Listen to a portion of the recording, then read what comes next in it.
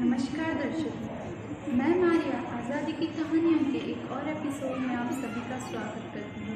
हमारा आज का एपिसोड क्विट इंडिया मूवमेंट पर आधारित है। तो चलिए पढ़ते हैं आज के विषय को। दिन ब दिन भारत में राजनीतिक सरगर्मियाँ बढ़ रही थी। हर दिन कई लोग स्वतंत्रता आंदोलन से जुड़ रहे थे। सन 1939 में दूसरे विश्व युद्ध की शुरुआत हुई और उसके साथ ही भारत में जन आंदोलन की गति और तेज हो गई। वहाँ क्रिस्ट मिशन के प्रस्ताव को महात्मा गांधी ने यह कहकर खारिज कर दिया कि यह तो डूबती हुई बैंक को अगली तारीख का चेक है। दूसरी ओर विश्व युद्ध में जापानी आक्रमण के बढ़ते खतरे के कारण ब्रिटिशर्स के प्रति महात्मा गांधी के दृष्टिकोण में क्रांतिकारी परिवर्तन हुआ। बढ़ती कीमत और आपूर्ति की वजह से लोगों का असंतोष विस्फोटक स्तर पर पहुंच रहा था। जापान के पश्चिमी प्रशांत क्षेत्र में नाटकीय तरीके से युद्ध की एक श्रृंखला जीती। मलाया और सिंगापुर पर कब्जा कर लिया गया और पीछे हटने वाले ब्रिटिश सैनिकों ने मार्च 1942 की शुरुआत में रंगून को सौंप दिया। जल्द ही जापानी भारत के पूर्व सीमा पर थे और भारत को वास्तविक शत्रुता की सीमा के भीतर ले आए। महात्मा गांधी अभी जान चुके थे कि भारत पर अंग्रेजों का कब्जा माने जापान को भारत पर आक्रमण करने का निमंत्रण देने जैसा है और अंग्रेजों का यहाँ से जाना ही हमारे लिए इस देश के हित में रहेगा। इसीलिए उन्होंने अंग्रेजों से कहा कि भारत को ईश्वर के भरोसे छोड़कर या देश को अपने हाल पर छोड़कर आप देश छोड़ दो। महात्मा गांधी अब समझ चुके थे कि विश्व युद्ध के वजह से विश्व की राजनीति में कई सारे बदलाव हो गए और इस वजह से भारत में जन आंदोलन की गति और तेज करने की उन्होंने ठान ली।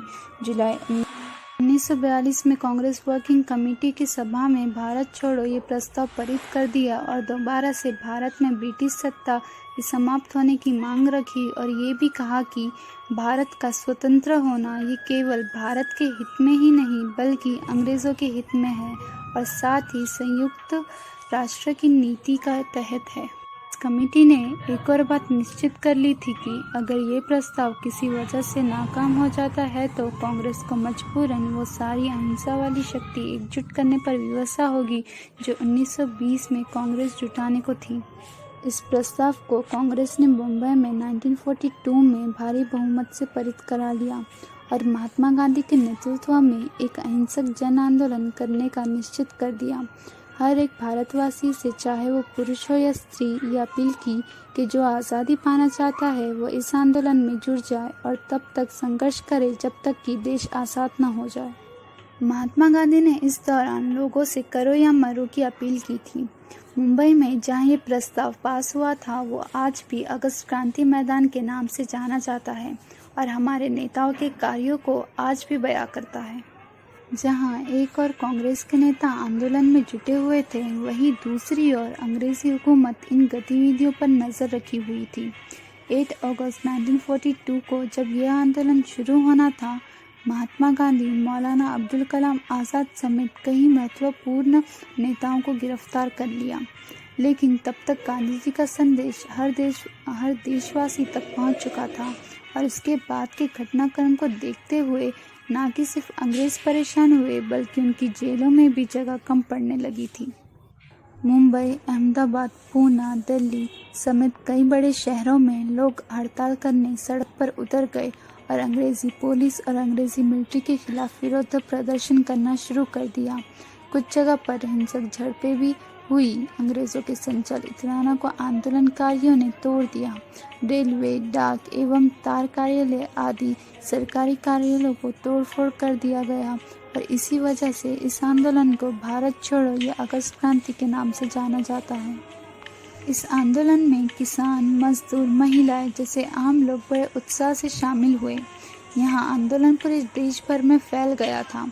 हमेशा की तरह अंग्रेजी हुकूमत ने अपनी नीतियों के उपयोग करते हुए लोगों की धार पकड़ शुरू कर दी। इस आंदोलन में कई नेताएं अंडरग्राउंड होकर काम कर रहे थे। वे अपना स्वतंत्रता रेडियो स्टेशन चला रहे थे।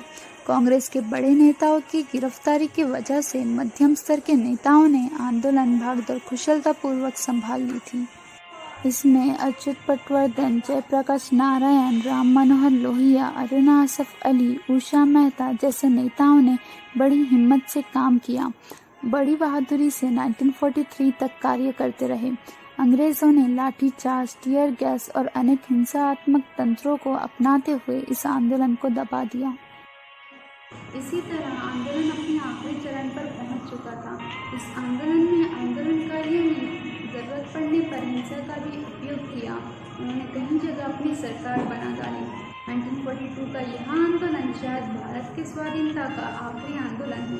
इसके बाद क्या हुआ, 1942 से 1947 के दरमियान कौन सी गतिविधियों के कारण अंग्रेज भारत छोड़कर चले गए, ये हम जानेंगे अगले एपिसोड में। तब तक के लिए जय।